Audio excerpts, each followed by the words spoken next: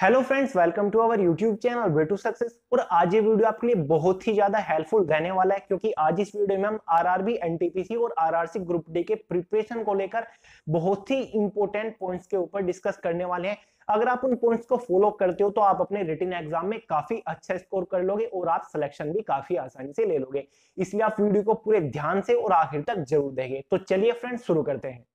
तो जो आपका फर्स्ट और सबसे इफेक्टिव पॉइंट है वो ये है कि आपको रिटन एग्जाम के लिए प्रिपरेशन कैसे करनी चाहिए, कि आपको कहां से पढ़ना चाहिए ताकि आपके लिए ज्यादा बेस्ट रह सके, ज्यादा बेनिफिशियल रह सके। अगर आप आरआरबी, एनटीपीसी या फिर ग्रुप डी के रिटन एग्जाम की तैयारी कर रहे हैं तो आपको प्रीवियस ईयर क्वेश्चन पेपर ज्यादा सोल्व करने चाहिए। जैसे कि एनटीपीसी 2015 में एग्जाम हुआ था, आपको वो सोल्व करनी चाहिए प्रीवियस ईयर क्वेश्चन पेपर। और सबसे इंपॉर्टेंट, आपको अब तो काफी ज्यादा आसानी होगी प्रीवियस ईयर क्वेश्चन लेने के लिए, क्योंकि हाल ही में 2018 में आरआरबी ग्रुप डी के रिटन एग्जाम हुए काफी सारी शिफ्ट में, और आपका साथ ही एएलपी के भी रिटन एग्जाम हुए। तो ये आपके लिए बहुत ही ज्यादा बेनिफिशियल हो जाता है यहाँ पर। तो आपको करना क्या है बेस्ट स्कोर के लिए, तो जो 2015 में एनटीपीसी के रिटन एग्जाम हुए हैं और आपका 2018 में एएलपी यानी कि आपका असिस्टेंट ऑफ लोको पायलट के, जो कि आपके 1 महीने तक रिटन एग्जाम चला था काफी कितनी सारी शिफ्टों में, और आपका ग्रुप डी का जो कि 2-2.5 महीनों तक आपका एग्जाम चला। तो आपको ये तीनों ही फॉर्मेट के सभी previous year question paper PDF में उठा लेने हैं, इकट्ठा कर लेने हैं। आप कहीं भी गूगल पे जब आप सर्च करोगे तो आपको काफी सारी वेबसाइट मिल जाएगी, अलग अलग जगह आपको पीडीएफ इसके आसानी से मिल जाएंगे। अगर आपको फिर भी कोई प्रॉब्लम आ रही है पीडीएफ लेने के लिए, तो मैंने नीचे टेलीग्राम का लिंक दिया हुआ है, मैंने वहां पर पीडीएफ प्रोवाइड करा दिया, आप वहां से डाउनलोड भी कर सकते हैं। तो आपको सभी प्रीवियस ईयर के क्वेश्चन पेपर पीडीएफ में डाउनलोड कर लेने हैं, आपको वो सोल्व करने हैं। इसका बेनिफिट क्या होगा, जब आप previous year question paper solve करोगे तो आपको यहीं से ही आइडिया लग जाएगा कि पेपर का पैटर्न क्या है, पेपर किस बेसिस का आता है, क्वेश्चन कैसे कैसे पूछे जाते हैं, किस तरीके के आपके क्वेश्चन पूछे जाते हैं। जितने भी आपके ये डाउट थे वो सभी यहां पर क्लियर हो जाते हैं, आपको पता चल जाता है कि किस बेसिस से कैसे कैसे क्वेश्चन आपको पूछे जाते हैं।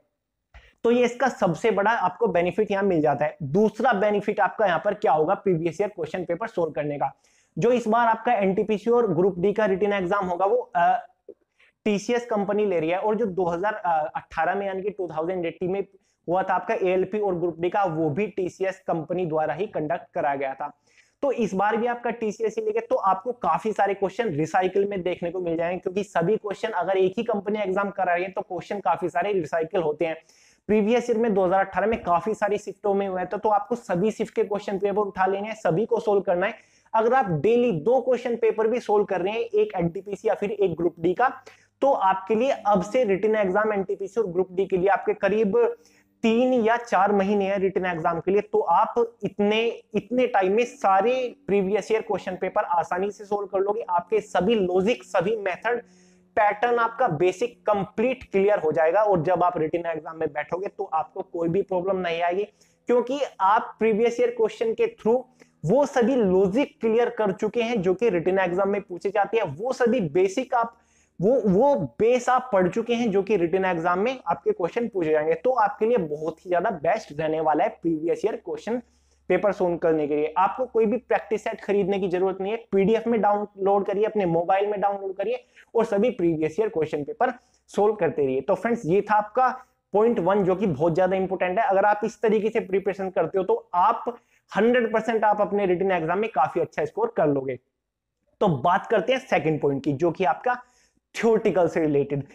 जब भी कोई कैंडिडेट किसी रिटन एग्जाम के लिए तैयारी करता है तो वो 2 तरीके से पढ़ सकता है। एक तरीका पढ़ने का होता है ऑब्जेक्टिव टाइप। काफी लोग ऐसे होते हैं जो ऑब्जेक्टिव टाइप पढ़ना पसंद करते हैं, यानी कि उसने क्वेश्चन पढ़ लिया और फिर उसके नीचे 4 ऑप्शन है, वहां से आंसर देख लिया और आपका हो गया। तो ये बहुत ही गलत है। और सेकंड जो मेथड होता है पढ़ने के लिए वो होता है थ्योरेटिकल, यानी कि मान लीजिए कि आप जीके पढ़ रहे हो तो उसे थ्योरेटिकल थ्योरी की तरह पढ़ रहे हो, थ्योरी की तरह पढ़ रहे हो, तो ये बहुत ही बेस्ट रहने वाला है।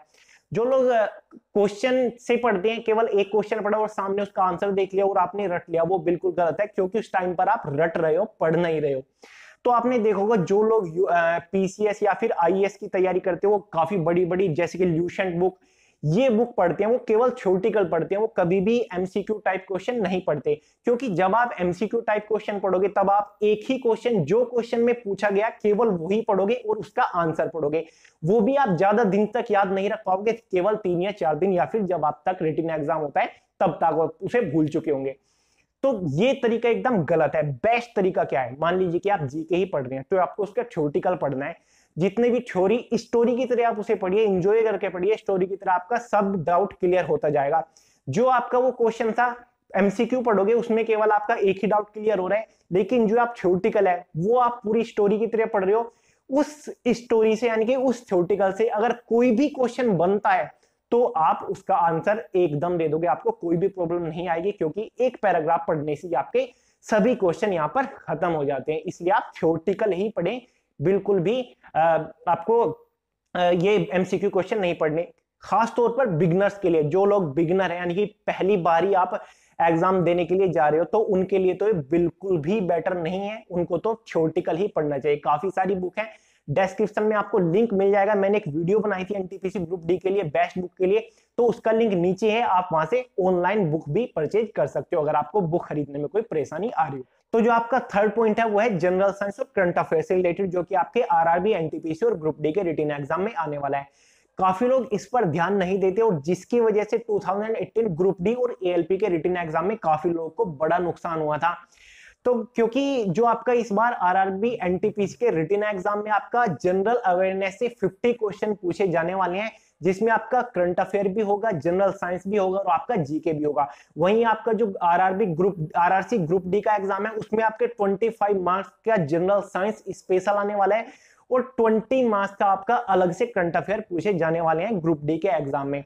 तो काफी लोग यही चीज अवॉइड करते हैं, यही चीज अंडर एस्टिमेट कर देते हैं कि 25 मार्क्स इसमें जनरल साइंस है, जनरल अवेयरनेस में तो क्या 2-4 क्वेश्चन इससे पूछ ले जाएंगे, और वो इसकी अलग से तैयारी नहीं करते, अलग से प्रिपरेशन नहीं करते, जनरल साइंस को अवॉइड करके ही चलते हैं। और यही इस बार एनटीपीसी के साथ होने वाला है, क्योंकि इसमें आप देखिए 50 क्वेश्चंस दिए हुए हैं कंबाइंड जनरल अवेयरनेस में।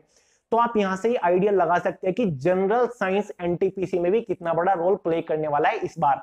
तो आप ग्रुप डी का तो छोड़ ही दे, क्योंकि इसमें तो 25 मार्क्स का जनरल साइंस अलग से दिया ही हुआ है। तो यही आप गलती कर देते हैं कि इसमें जनरल साइंस आप नहीं पढ़ते। जब काफी लोग इसके रिटन एग्जाम में बैठे एएलपी और ग्रुप डी के, तो उन्होंने देखा कि जनरल साइंस के काफी सारे क्वेश्चन पूछे गए हैं, जीके और करंट अफेयर से भी ज्यादा जनरल साइंस के क्वेश्चन थे, क्योंकि जो ग्रुप डी है टोटल टेक्निकल पोस्ट है, तो उसमें जनरल साइंस के क्वेश्चन तो बनते ही हैं।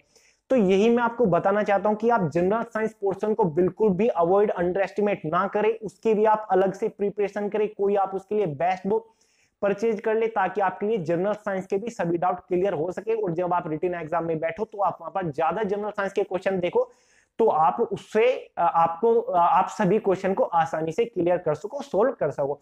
सेम आपको एनटीपीसी में भी देखने को मिल सकता है, क्योंकि इसमें भी 15 क्वेश्चन दिए हुए हैं, जिसमें आपके जनरल साइंस और करंट अफेयर बहुत ही सारे आने वाले हैं।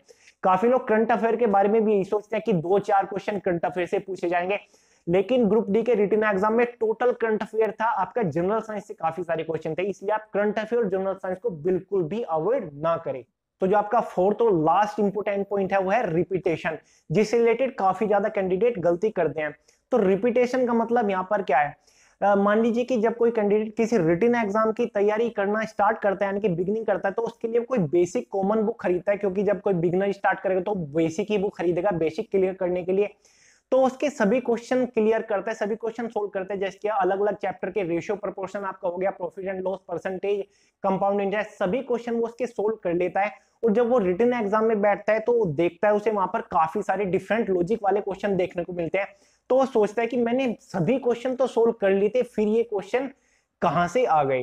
तो यही होता है रिपीटेशन। जब वो फिर किसी दूसरे रिटन एग्जाम में बैठता है, मान लीजिए कि फिर वो एसएससी जीडी के रिटन एग्जाम में बैठा, फिर से उसने उसी बुक के सभी क्वेश्चन सोल्व कर लिए, फिर देखा कि ये डिफरेंट क्वेश्चन कहां से आ गए, फिर वो किसी तीसरे रिटन एग्जाम में बैठा, मान लीजिए कि एनटीपीसी के एग्जाम में बैठा, फिर उसने वही बुक से सभी क्वेश्चन सोल्व करके चला गया, तो फिर देखा कि डिफरेंट काफी सारे क्वेश्चन उसको वहां पर देखने को मिले।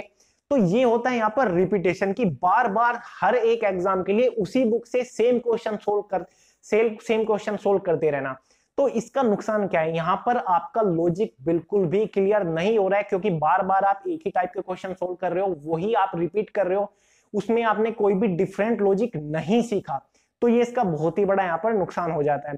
तो आपको क्या करना चाहिए, आपको कोई, जब आप एक बुक से सभी लॉजिक, आपने सभी क्वेश्चन सोल्व कर लिए, तो आपको दूसरी बुक खरीदनी चाहिए। दूसरी बुक कौन सी खरीदनी चाहिए, उससे बिल्कुल डिफरेंट पब्लिकेशन की भी हो सकती है, जिसमें क्वेश्चन मिसमैच हो, यानी कि उस बुक के क्वेश्चन दूसरी बुक से मैच नहीं करने चाहिए, क्योंकि तभी तो आप नया लॉजिक सीखोगे। क्योंकि जब आप उस बुक के आपने सभी क्वेश्चन सोल्व करे, जो लॉजिक आपने उस बुक से सीखे, तो वो आपके दूसरे बुक में नहीं होने चाहिए, डिफरेंट क्वेश्चन होने चाहिए। जब आप डिफरेंट क्वेश्चन देखोगे तो डिफरेंट लॉजिक आप सीखोगे।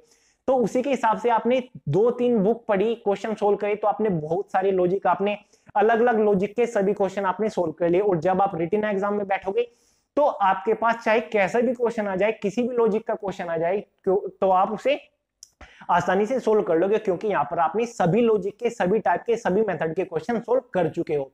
तो ये इसका बेस्ट होता है कि आप रिपीटेशन ना करें, बिल्कुल बार बार हर एग्जाम के लिए एक ही बुक के क्वेश्चन रिपीट ना करें, अलग आपको कोई दूसरी डिफरेंट क्वेश्चन वाली बुक से भी आपको पढ़ना चाहिए। इसलिए फ्रेंड्स, ये बहुत ही ज्यादा नुकसान हो सकता है अगर आप एक ही बुक से बार बार क्वेश्चन पढ़ रहे हैं, रिपीट कर रहे हैं, तो वो एक तरीके से रटना हो गया। आपके सभी लॉजिक आपने वो रट लिए, सभी क्वेश्चन आपने वो रट लिए, इसलिए आप डिफरेंट बुक से भी क्वेश्चन सोल्व करें। तो फ्रेंड्स, ये था फोर्थ पॉइंट और इंपोर्टेंट पॉइंट। तो मैंने आपको इस वीडियो में टोटल 4 आपको पॉइंट बताए जो कि आपको फॉलो करने हैं। फर्स्ट है आपको previous year question paper solve करने हैं, जैसे कि आपका एनटीपीसी के और आपका एएलपी और ग्रुप डी के सभी प्रीवियस ईयर क्वेश्चन पेपर उठा लीजिए और आज से ही सोल्व करने स्टार्ट कर दीजिए।